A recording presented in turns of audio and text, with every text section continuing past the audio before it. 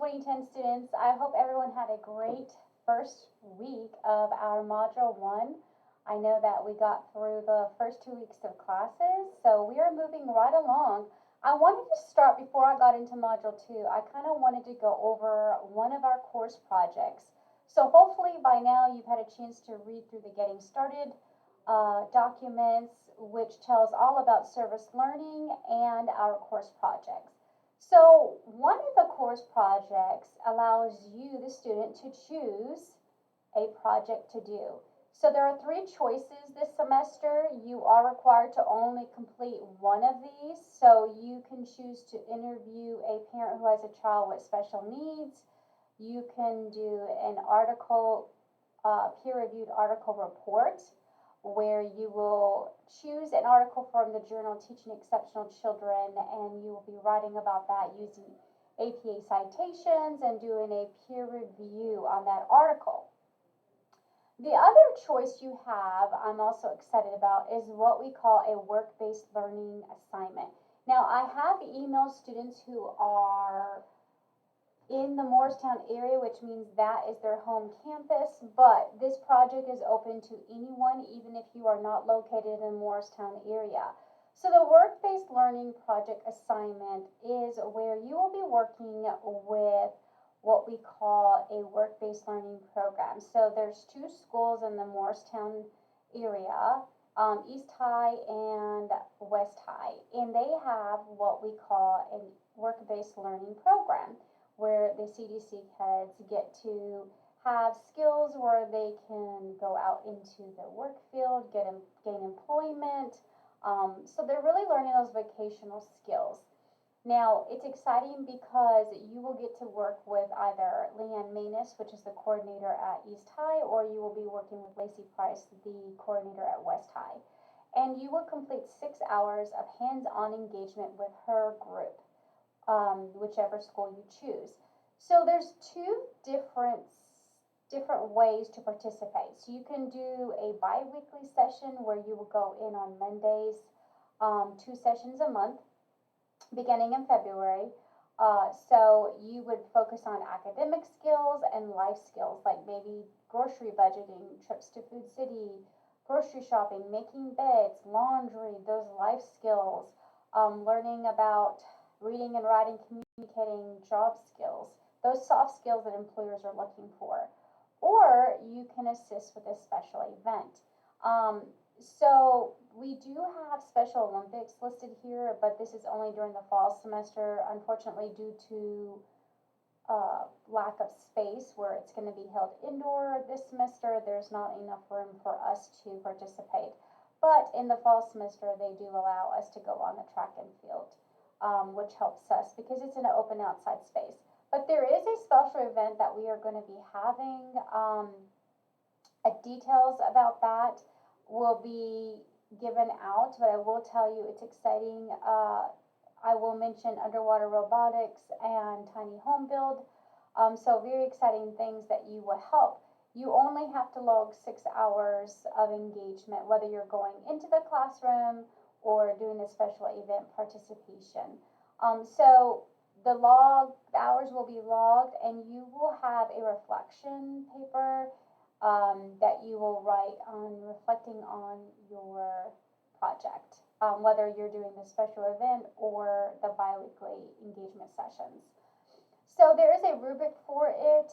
There is also a log sheet that is attached for you. There is the schedule I attached for you.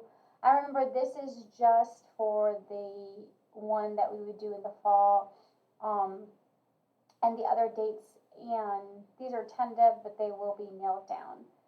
I just wanted to go ahead and show it to you. I did send that email out to those in the Morristown area, but I'm telling everyone, if you would like to participate, please reach out.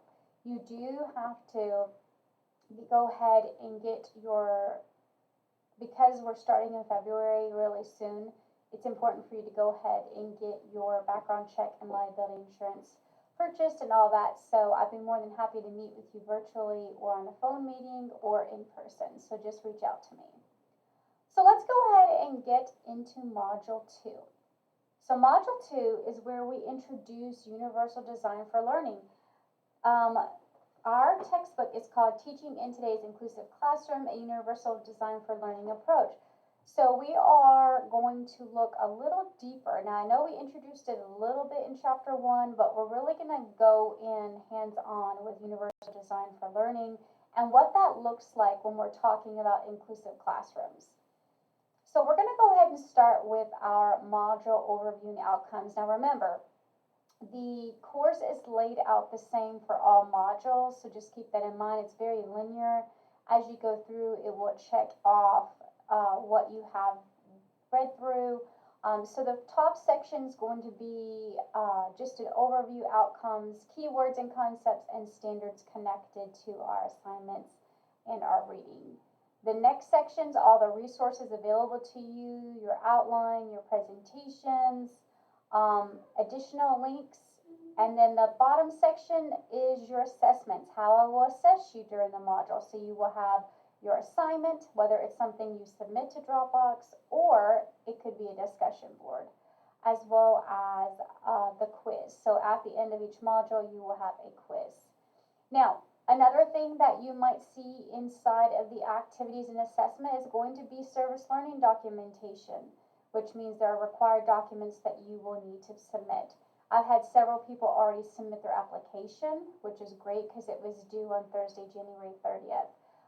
You do have another form due this week on the 6th of February. Just keep in mind that these dates for service learning are always due on Thursday, where our class content homework is always due on Sunday. So there is a little bit of difference between the service learning dates and then our assignment dates. So please keep that in mind. Remember, all documentation for service learning has to be submitted to Teams. The service learning coordinator does not have access to our course, so those have to be submitted to Teams. Please reach out if you're confused or you have questions about the process or about Teams. I'm more than happy to help.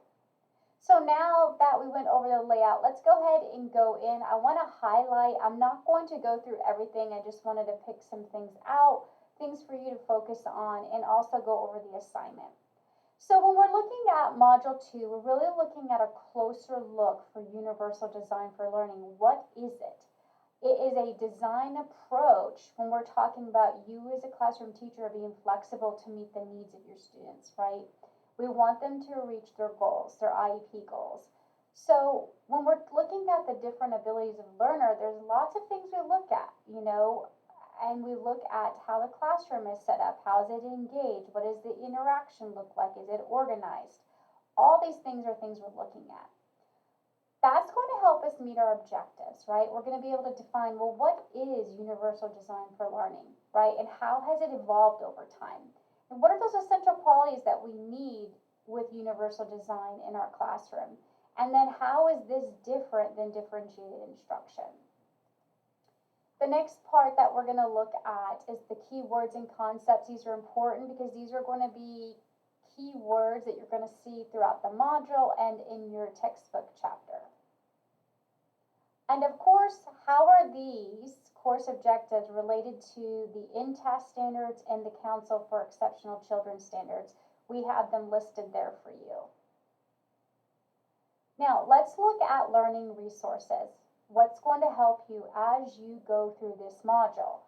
So the first thing is your reading. You're going to be using your textbook, right? Teaching in Today's Classroom, Inclusive Classrooms, and you're going to be reading chapter 2. So please make sure you read that. I have also the PowerPoint that goes along with the textbook. Please do not substitute this for the book. This hits very few things. It just highlights. It doesn't go in depth like the book. So just, you could use it as a study tool. This should not take the place of the textbook. It doesn't have enough information. I also gave you the outline. This is good if you want to type up some notes as you're reading or going through the module. So that's there to use as a study tool.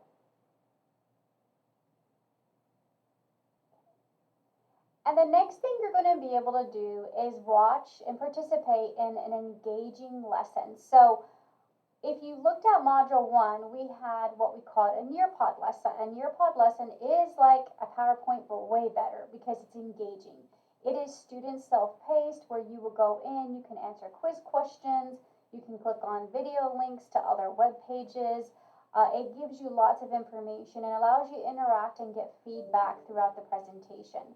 There is a join code, so once you click on it, you will be able to go through the presentation, and it's called Universal Design for Learning, UDL, in Inclusive Classroom. So you'll go through that. It will give you questions. So make sure that you go through that presentation, and that is the join code. So what you'll do is if you didn't do it in Module 1, you will have to go to join.nearpod.com. And once you get in that site, it's going to ask you for a join code. This is the join code that you're going to enter, and that will take you straight to the presentation. Now, another link I thought would be helpful for you is talking, it's from Vanderbilt University Institute, and it's talking really about Bloom's taxonomy. So what is Bloom's taxonomy? How does it help us? What higher ed? So just make sure that you look at that. It should open a new window. If you're having trouble with it, just let me know and I'll be glad to look at it, because sometimes the links, they work and sometimes they don't. I did want to also go over this discussion board. This is just if you have a question specifically related to Module 2. I do look at those maybe 2 times a week. So if you have a question that you need to answer rather quickly, I would go ahead and just email me directly. But I find this is helpful because some students will answer questions for their peers if I haven't got a chance to get it. But that's just there for you if you have any questions. Now that you went through the reading resources and read through the chapter book and you did the presentation and looked at the link, we are going to get down into the activity and assessment. So as Module 1 laid out the same, it is the same way for Module 2. At the end of each module, you have a quiz, okay? So you have a week to complete it. You can take the quiz as many times as you would like to get the best grade. It also gives you a chance to be able to get feedback of how you're doing, but to have multiple attempts at not only getting a better grade, but looking at the content. So it's very helpful. You also will be turning in what we call a service learning release hold harmless form that must be submitted to teams. Do not put it in Dropbox. The only reason it's there is to remind you of a date. It cannot be submitted here. It needs to be submitted in Teams. Okay? If you go to it, it's going to take you to Dropbox. The Dropbox will say, please submit to Teams. So just keep that in mind. And then you have your UDL lesson plan. Now, as we were going through Chapter 2, it was talking about universal design for learning. Well, now that you've been through and you look at the different components, you've looked at how it's different from differentiated instruction, those key components, now we're going to use that to develop what we call a lesson plan. Now, this lesson plan is not a regular ed lesson plan. It is going to be incorporating some of those principles that you read about in Module 2 in your Chapter 2 book. So what I do is I give you a scenario about Miss Swanson, okay, and she's organizing a conference on UDL, okay, for teachers in the classroom. So what you're going to do is you're going to choose a topic, okay, so this is going to be for 4th grade educators that teach social studies. And what you're going to do is you're going to use this link that I provide you. Okay, it has lots of different topics here and objectives. And the goal of this activity really is for you to be able to work with other 4th grade teachers and design a social studies lesson that really embodies UDL principles. And the reason that you want to do this is because if you're holding a conference or a workshop, you want to show them some samples of what this looks like in a classroom, right, to accommodate different learning preferences. So that's what you're going to do, and really thinking about how do I employ multiple means of representation, right? And when you do this, after you choose your 4th grade social studies topic, that's going to really be able to lend itself well for implementing UDL, you're going to provide a brief description, maybe 1 to 2 sentences about your topic, and then what are some methods? I want you to describe at least 3 when you're presenting this content. So think about different learning modes like auditory, visual, tactile, kinesthetic, right? Why this method that you chose is going to help to meet all those different diverse learners, right? So one thing that's going to help you with this assignment is I want you to look at table 2.5 in your book, which is on page 46.